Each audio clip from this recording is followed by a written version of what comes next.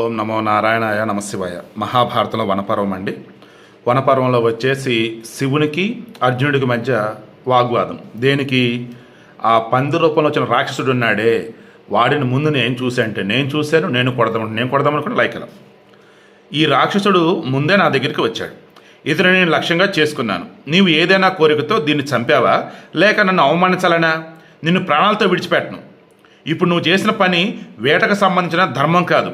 ఈ దోషం కారణంగా పర్వత నివాసమైన నీ ప్రాణాలు తీస్తాను అని అర్జునుడి ఈ విధంగా పలుగ్గా ఈ కిరాతుడు నవ్వుతూ పాండు నందనుడు అనేటువంటి సవ్యసాచో మధురంగా ఇలా పలికాడు. వీరా, నీవే వన సమీపానికి వచ్చావు. నా గురించి భయపడకు. వనవాసులు అయిన మాకు ఈ ప్రదేశం నిత్యం తిరగడానికి యోగ్యమైంది. ఇక్కడ నివసించడం చాలా కష్టమైంది. ఇది నీకు ఎందుకు ఇష్టమైంది? తపోధన, అనేక ప్రాణులు ఉన్నటువంటి ఈ వనంలోనే మేము నివసిస్తున్నాం.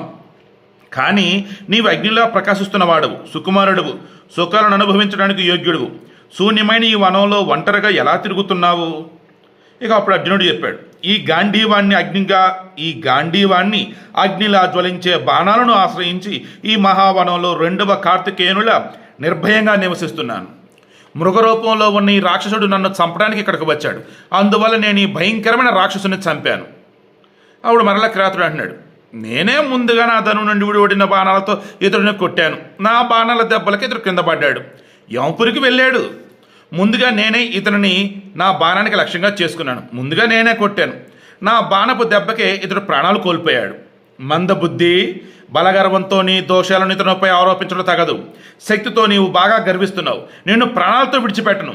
ధైర్యంగా ఇక్కడ నిలబడి ఉండు. వజ్రాయుధం వంటి బాణాలను నీపై విడుస్తాను.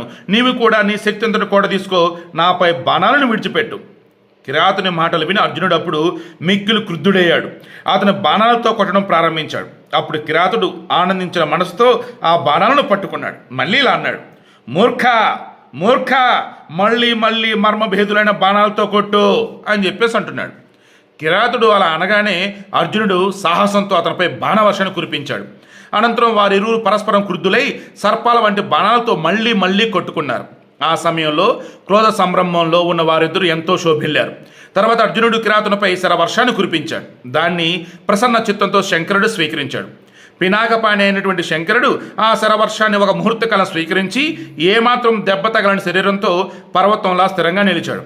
తాను వదిలిన బాణవర్షం అలా వ్యర్థం కావటం చూసి ధనుంజయుడు మిక్కిలి ఆశ్చర్యాన్ని పొందాడు.